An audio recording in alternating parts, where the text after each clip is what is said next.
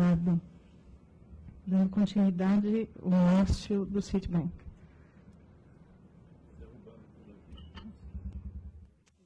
Derrubando tudo aqui.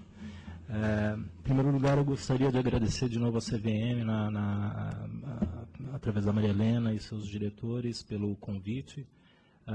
Eu acho que o debate que a gente está tendo hoje aqui mostra um pouco da maturidade do mercado brasileiro. Acho que isso é fundamental. Acho que essa é uma coisa, é um processo de evolução do mercado e o debate, os diferentes, eu mesmo estou aprendendo bastante com os diferentes pontos de vista apresentados aqui, me surpreendendo com alguns deles, mas eu acho que são interessantes e relevantes para que a gente consiga formar uma figura mais ampla da questão.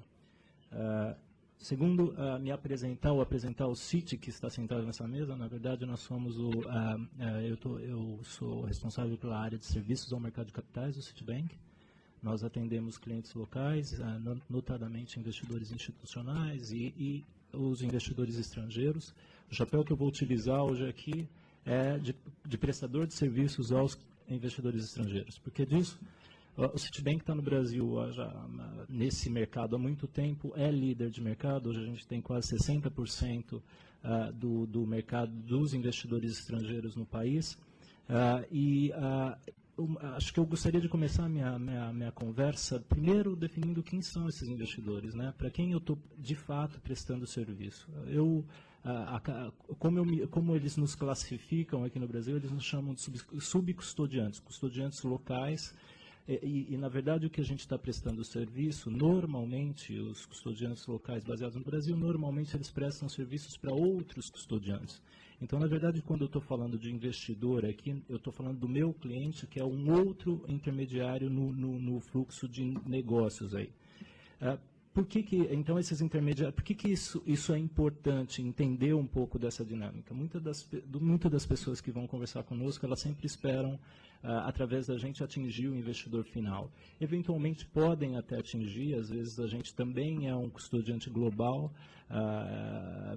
baseado nos Estados Unidos, enfim, na Europa, mas o que, na verdade, a grande base dos nossos clientes, então, são esses outros intermediários. O que eu queria trazer para o debate aqui, acho que o Bruno aí da Dynamo trouxe bem a visão do investidor de longo prazo, é o entendimento de que essa base de investidor que está no Citibank hoje. E, basicamente, o que a gente vê, a grande parte dos investidores atrás dos nossos clientes que estão investindo no mercado de capitais brasileiro, a grande parte está focando no longo prazo. Então, todas as questões que ele traz, eu acho que permeiam também para esse investidor estrangeiro.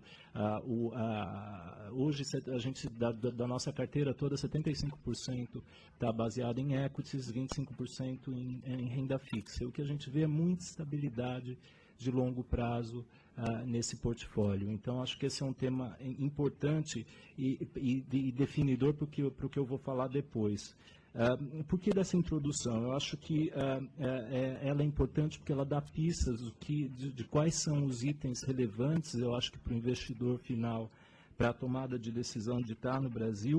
E o que eu queria um pouco trazer é, pelo menos a minha percepção, de quão sensível esse investidor é ou está à mudança de preços na questão das plataformas de negociação aqui no país.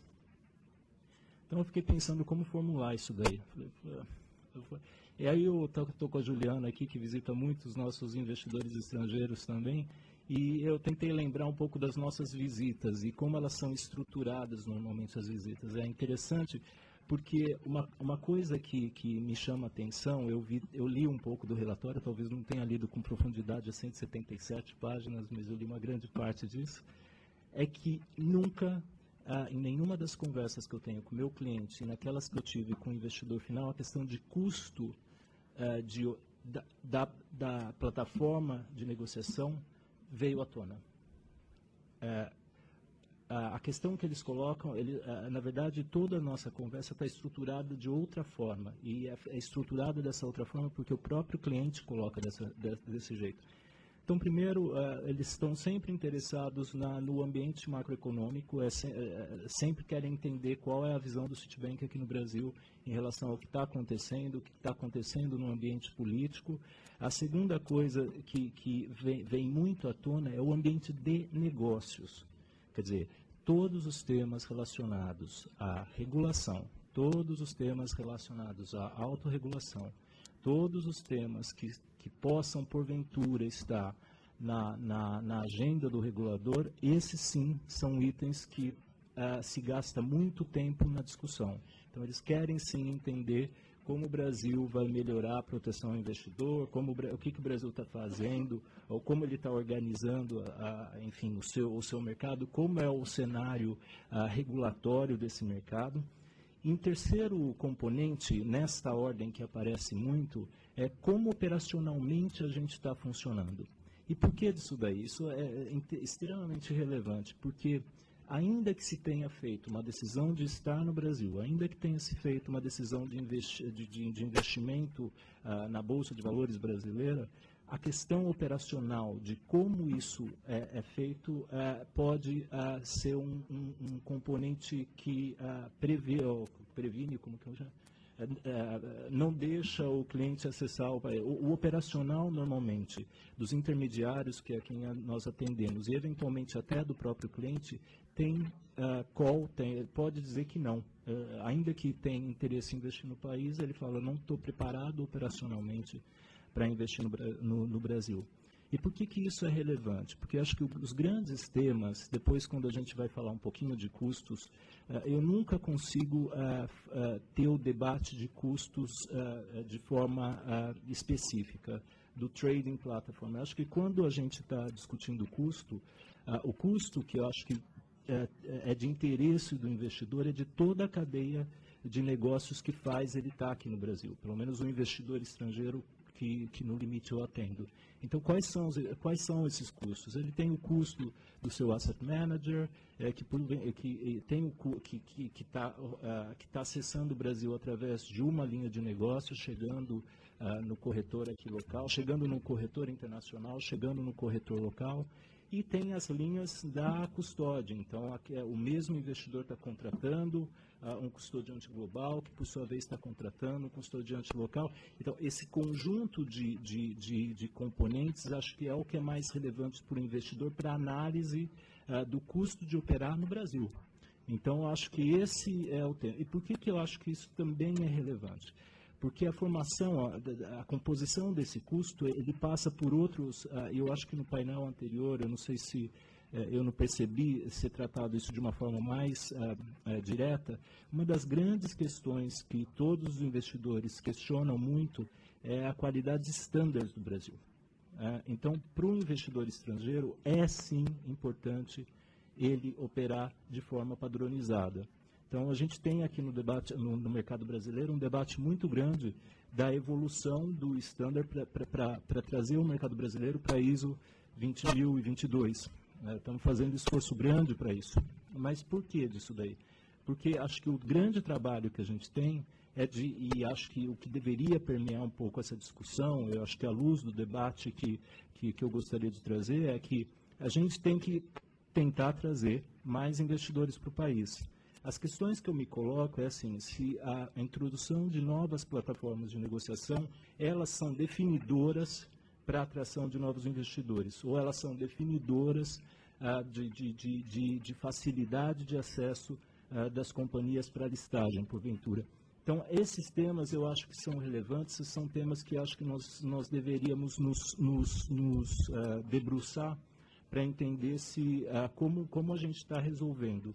Eu acho que atacar esses temas é o que é relevante no limite para a gente aumentar a competitividade do mercado brasileiro vis-à-vis outros mercados. Então, eu acho que esse é o tema que está sempre colocado. E esse tema, na verdade, é sempre o que tem nos pautado no sítio. Assim, o que a gente sempre diz é que quanto melhor o mercado, melhor para os melhores players.